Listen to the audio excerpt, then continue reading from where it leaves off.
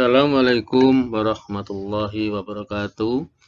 Alhamdulillah anak-anak, kita jumpa kembali pada pembelajaran kali ini. Anak-anak, sebagaimana biasa ya, kalian yang perlu dipersiapkan sebelum belajar. Yang pertama, tentu badannya harus bersih. Supaya bersih maka harus mandi. Nah, apakah kalian sudah mandi, anak-anak? Kalau belum mandi, nah silakan mandi dulu ya. Mandi yang bersih agar nanti badannya bersih dan sehat. Kalau sudah mandi, anak-anak, jangan lupa berpakaian yang rapi karena kalian akan belajar kali ini. Meskipun di rumah, tapi kalian tetap belajar dan tentu tetap semangat belajarnya ya. Dan anak-anak, nah ini yang juga tidak kalah pentingnya. Sudah mandi bersih, badannya wangi dan sehat, berpakaian rapi. Nah, yang terakhir supaya lebih lengkap lagi persiapan belajarnya. Nah, kalau belum makan, makan dulu ya. Atau kalau belum sarapan, silakan sarapan dulu ya. Makan makanan yang bergizi tentunya. Ya. Baik, anak-anak. Sebelum kita belajar, mari kita berdoa terlebih dahulu agar pembelajaran kita nanti menjadi pembelajaran yang bermakna. Ya, mari kita mulai berdoa. Bismillahirrahmanirrahim. Raditu billahi robba wa bil islami dina wa bi muhammadin nabiyya wa rasulah. Rabbi zidni ilma warzuqni fahma. Alhamdulillah kita sudah berdoa, mudah-mudahan dengan berdoa tadi sebagai awal pembelajaran semakin menambah semangat kalian dalam belajar dan semakin lancar pembelajaran kalian pada pagi hari ini. Mari anak-anak kita mulai pembelajarannya. Untuk pembelajaran kali ini kita akan mempelajari tema 3 subtema 1 pembelajaran kelima. Pada pembelajaran sebelumnya anak-anak sudah kita bahas tentang bahan kayu dan juga bahan plastik ya. Jadi bahan-bahan yang digunakan untuk membuat alat-alat atau kebutuhan yang lain dari kayu maupun dari plastik. Nah, berikut ini akan kita pelajari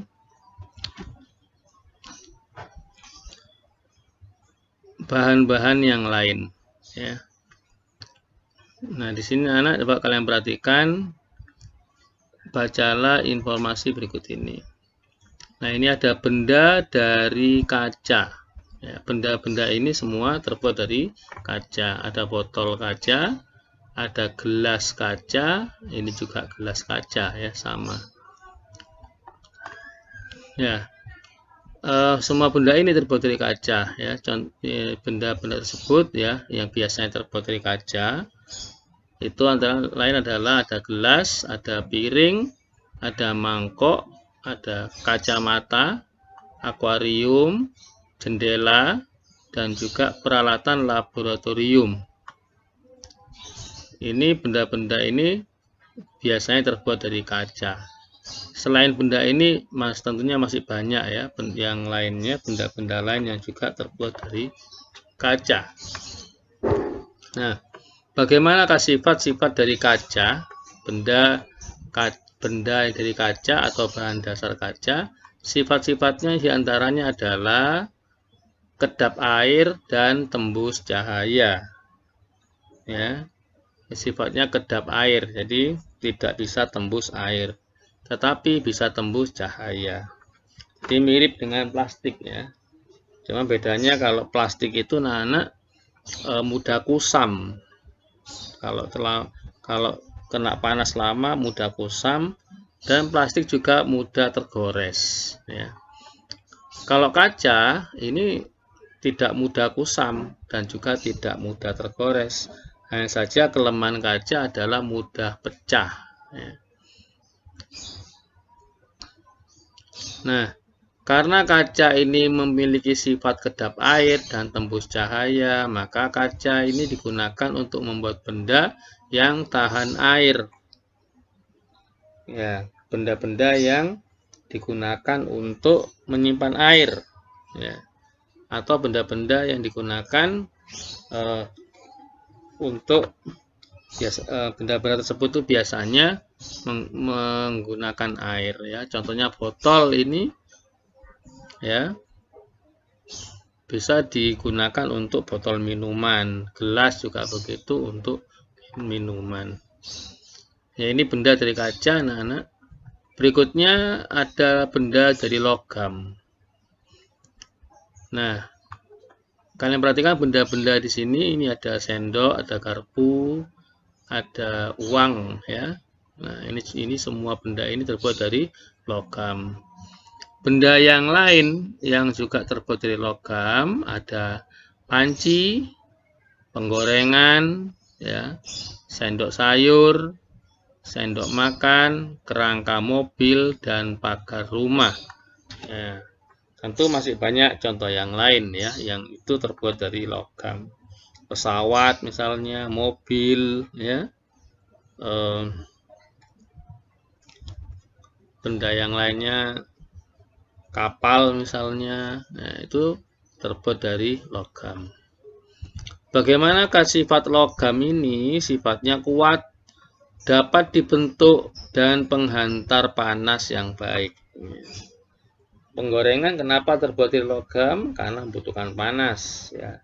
Rata-rata benda-benda terbuat dari logam itu dimanfaatkan untuk alat-alat dapur, ya. Penggorengan, panci, ya, untuk alat-alat masak itu rata-rata terbuat dari logam. Tapi ada juga alat-alat masak yang terbuat dari kaca, misalnya panci, ya.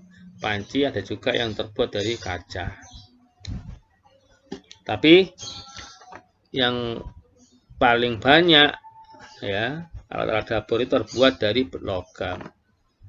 Jarang sekali yang meskipun ada terbuat dari kaca, tapi sedikit, ya. Maksudnya itu yang menggunakan sedikit karena tentu harganya sangat mahal dibanding dengan yang terbuat dari logam.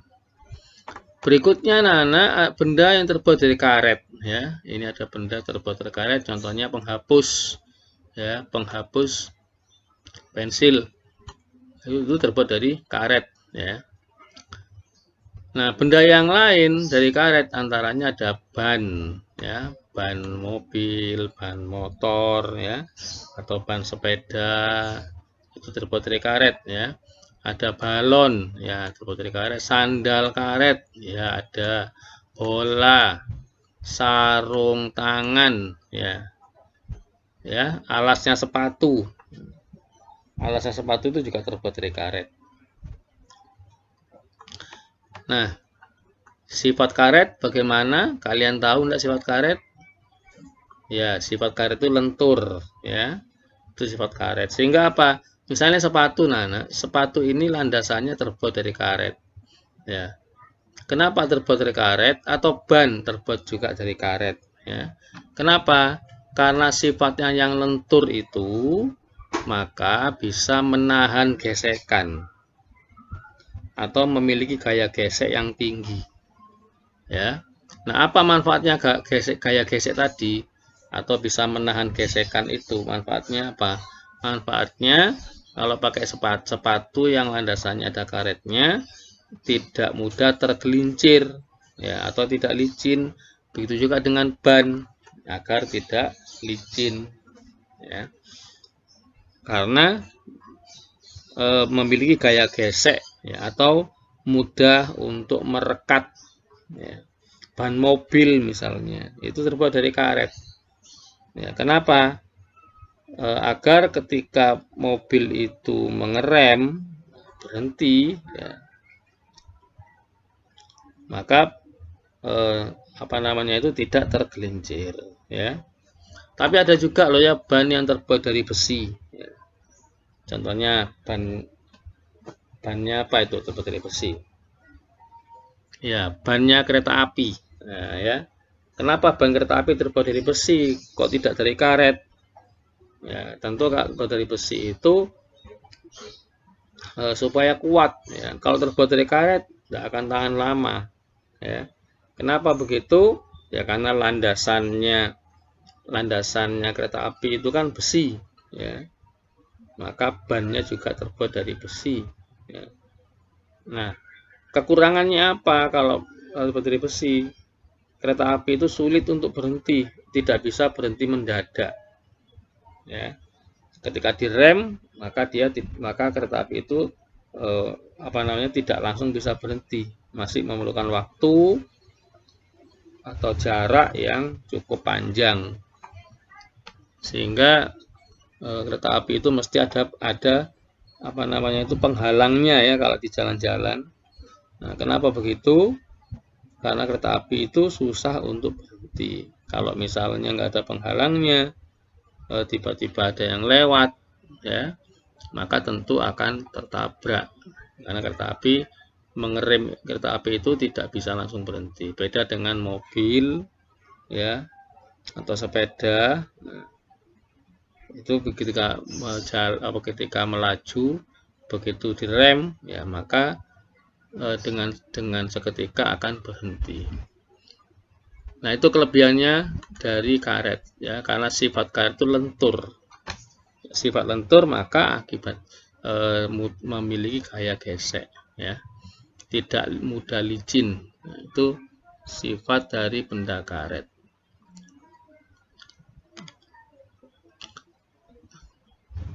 Nah, balon terbuat dari karet, ya karena lentur maka balon bisa membesar, ya.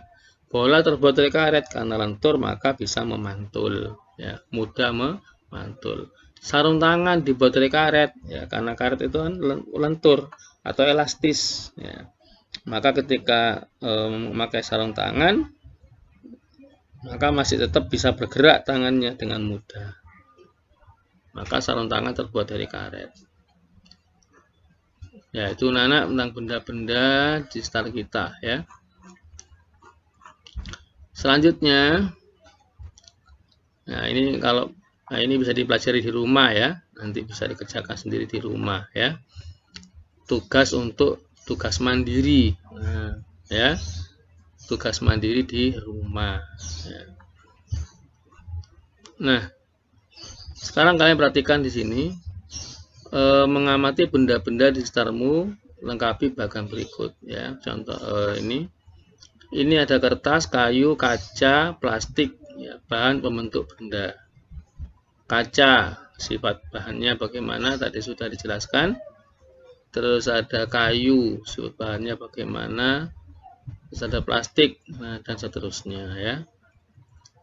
Contohnya, ya, sudah tahu semua kan, tadi sudah dijelaskan, ya.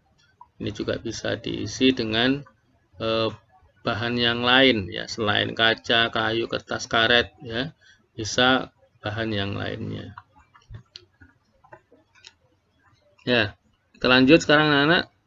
Kita perhatikan di sini, ayo diskusi. Kamu telah mempelajari aneka bahan pembentuk benda. Setiap bahan membentuk benda mempunyai sifat yang khas. Perhatikan lingkungan kelas dan sekolahmu. Sebutkan bahan yang biasa digunakan untuk membuat tempat sampah. Ya, coba perhatikan di lingkungan kelasmu atau lingkungan sekolah atau di lingkungan rumah, ya, boleh. Tempat sampah terbuat dari apa? Ya, ada yang tempat sampah itu memanfaatkan ban bekas, ya. Nah, itu berarti disebut apa kalau memanfaatkan bahan bekas? Itu namanya reuse, ya, atau menggunakan kembali, reuse. Seperti plastik itu agar untuk mengurangi penggunaan plastik, mengurangi sampah plastik, maka ada 3 cara, kan? Ada recycle, ada reuse, ada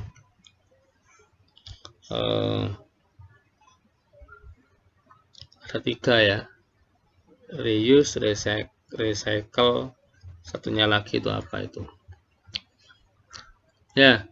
Nah, bahan yang biasa digunakan untuk tempat sampah bisa plastik atau juga kayu, ya. Bahkan logam seperti aluminium dapat dibuat tempat sampah. Boleh juga ya, aluminium itu ringan, kuat dan ringan. Nah, sekarang kalian perhatikan kalau di rumahmu atau di kelas, nah, karena sekarang ini tidak di kelas tapi di rumah, nah, kalian bisa melihat ya, tempat sampah yang ada di rumahmu itu terbuat dari apa.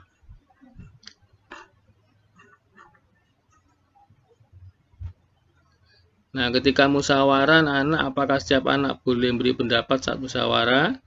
Nah, tentu boleh ya. Mengapa kita harus memberikan pendapat saat musyawarah? Musyawarah itu kan tempat menyampaikan pendapat.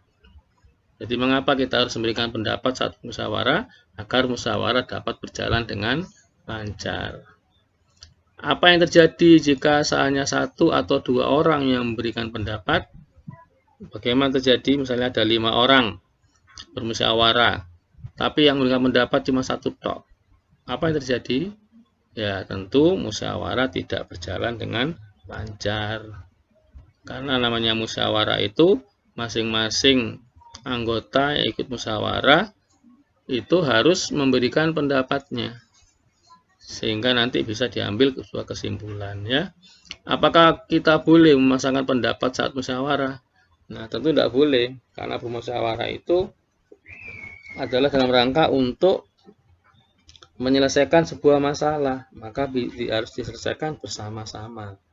Jadi tidak boleh memasangkan pendapat. Harus bisa menerima pendapat yang lain, nanti setelah itu baru didiskusikan ya. Nah, kalian tentu pernah bermusyawarah kan dengan teman-temannya ya, di rumah sama teman-teman ketika mau bermain ya, mau main apa sekarang ya, tentu kalian akan memusyawarahkannya. Nah, sekarang anak-anak kita lanjut pada halaman berikutnya. Perhatikan bahan yang digunakan untuk membuat penggaris. Penggaris tahu ya, ada penggaris itu ada yang terbuat dari plastik ya, ada juga ada yang kayu, ada yang aluminium atau logam. Nah, ini bahan yang dapat digunakan membuat penggaris. Ada yang plastik, ada kayu, ada juga yang aluminium. Mengapa bahan kaca tidak digunakan membuat penggaris? Ya, kalau kaca buat penggaris tentu tidak baik ya, karena kaca itu mudah pecah. Setiap benda, ya, setiap bahan itu memiliki ciri-ciri atau memiliki sifat-sifat dari bahan-bahan tersebut. Ya, itu nanti disesuaikan dengan cara penggunaannya. Coba perhatikan satuan yang tertera pada penggaris. Dalam penggaris itu ada anak-anak, ada satuan meter ya, ada sentimeter, ada milimeter. Ini satuan dalam penggaris. M itu meter, cm itu sentimeter, dan mm itu milimeter ya. Nah, sekarang kita akan coba menghitung ya. 1 meter itu sama dengan berapa sentimeter? Sama dengan berapa milimeter ya. Nah, bagaimana cara menghitungnya? Ini contoh. Benny mengukur panjang pita 5 meter 30 cm. Ini bisa dibaca 5 meter lebih 30 cm. Jadi 5 meter 30 cm itu dibaca 5 meter lebih 30 cm. Nah, ini mengukur panjang pita menggunakan meteran saku ya. Berapa panjang pita dalam satuan cm? Ya. Ini tadi kan 5 meter lebih 30 cm ya. 5 meter itu anak sama dengan 500 cm. Ditambah 30 cm, maka menjadi 500 tambah 30, jadi 530 cm. Jadi panjangnya adalah 530 cm. Yang perlu dipahami anak-anak di sini, dari meter ke sentimeter, nah perhatikan ini ya, 5 meter ini sama dengan 500 cm. Apakah yang beda di sini? Ya, beda di sini adalah tambahan 0 ya. Dari meter ke cm, tambahan 0-nya adalah 2. Artinya apa? Dikalikan 100. Ya. 5 dikali 100 sama dengan 500 ya. Jadi yang perlu perhatikan ini, dari meter ke cm ini dikalikan 100 sehingga ada tambahan 0 ya. Maka ini 5 meter lebih 30 cm bisa ditulis yang 5 meter tadi menjadi 500 cm ya, yang 30 cm tetap ya. Ini namanya mengubah ukuran dari meter menjadi sentimeter. Ini ya, mengubah ukuran dari meter menjadi sentimeter. Ingat, dari meter ke sentimeter bedanya ya, kalian perhatikan bedanya angka 5-nya tetap. Ini ada tambah 0,2 artinya dikali 100 ya.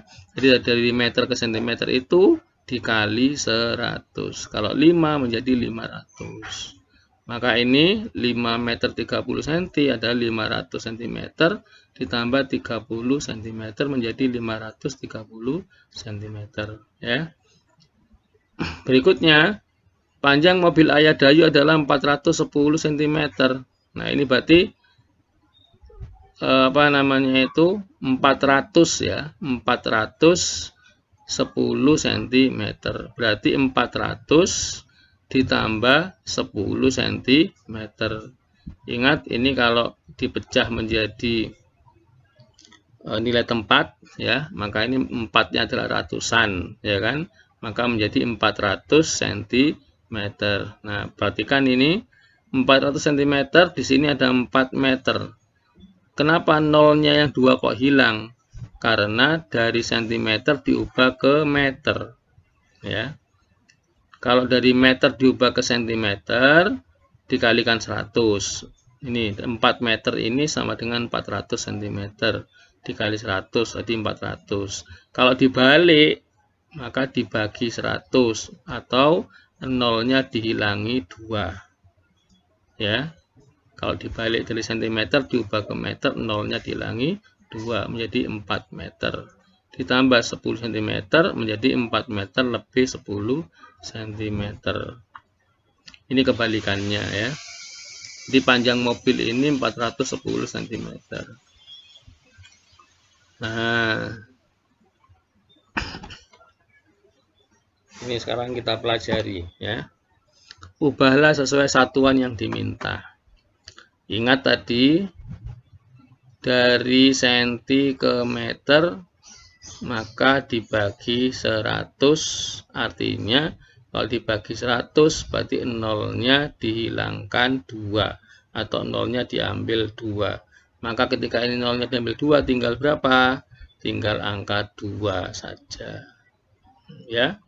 Kalau ini 500 cm ya, diubah ke meter, maka artinya nolnya hilang 2 karena dibagi 100. Maka kalau nol tinggal hilang 2, tinggal berapa? Ya, tinggal angka yang masih ada ya. Nah, yang ini meter ke cm. Ingat, kalau dari meter ke cm ya, dari meter ke cm itu dikali 100. Sama saja dengan tinggal menambah 0,2 ya. Jadi kalau 6 meter sama dengan 600 ya, begitu ya. Kalau yang ini ingat 2 meter 45 cm. 2 meter berarti ini nanti diubah ke cm. Ingat, yang meter diubah ke senti berarti dikali 100, maka ini menjadi 200. Berarti 200 cm ditambah 45 cm. Gitu ya. Ya, saya kira sudah tahu ya caranya. Nah, sekarang perhatikan ini. Perhatikan gambar benda yang harus kamu ukur. Ukurlah bagian benda sesuai gambar, tuliskan perkiraanmu terlebih dahulu. Ukuran hasil tebakanmu tanpa menggunakan alat ukur. Ukurlah dengan menggunakan alat ukur, lengkapilah tabel di bawah ini hasil pengukuranmu. Ya, ini nanti mengukur benda-benda ya. Nah, ini berapa tingginya, berapa panjangnya, berapa panjangnya. Ini kalau di rumah nanti ya, di rumah bisa dicoba. Ya, baik anak, itu pembelajaran kita kali ini. Mudah-mudahan apa yang telah kita pelajari ini semakin menambah pemahaman bagi kalian semua dan kalian semakin pintar sehingga semakin memiliki banyak ilmu dan ilmunya semoga bermanfaat. Amin. Baik, saya kira cukup sekian dulu pembelajarannya. Assalamualaikum warahmatullahi wabarakatuh.